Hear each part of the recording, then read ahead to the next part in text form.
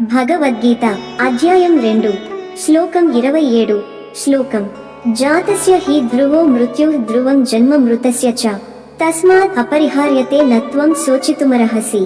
భావార్థం, జన్మం ఉన్న చోట మృత్యువు ఖచ్చితంగా ఉంటుంది. మృతి చెందిన వారికి మళ్ళీ జన్మ ఖచ్చితమే. ఈ చక్రాన్ని ఎవరూ తప్పించలేరు, కావున శోకించకూడదు.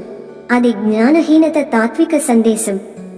జీవితము, మృత్యువు ఇవి రెండు వ్యతిరేకం కావు. ఇవి ఒకే ప్రయాణంలో రెండు మెట్లు. ఒకదానిని ఎవరూ ఆపలేరు అంటే ఇవి భయించాల్సినవి కావు. అర్జున, నీ ముందు ఉన్న మృత్యువును చూచి భయపడకు. ఇది సహజం. ఇది సంసార చక్రం ఉపమానం.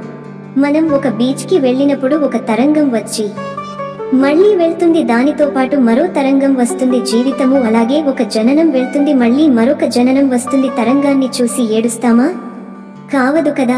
అలాగే మృత్యువుపైన శోకం ఎందుకు? ఆచరణ పాఠం. ఈ శ్లోకం మనకు ఒక గొప్ప జీవన బోధన. జన్మ, మృత్యువు అనివార్యమైతే శోకం ఎందుకు? జ్ఞానంతో స్వీకరించు. అదే నిజమైన ధైర్యం. మీ జీవితంలో మీరు కోల్పోయిన ఏదైనా ఉంటే ఈ శ్లోకం గమనించండి. శాశ్వతమైనదేమీ లేదు, కానీ ఆత్మ జైత్రయాత్ర మాత్రం అఖండం. వీడియో నచ్చితే లైక్ చేయండి. మీ అభిప్రాయం కామెంట్ చేయండి. ఇంకా ఎక్కువ తాత్విక మర్మం తెలుసుకోవాలంటే సబ్స్క్రైబ్ చేయండి. ఓం శాంతి శాంతి శాంతి. ధన్యవాదములు. జై శ్రీకృష్ణ.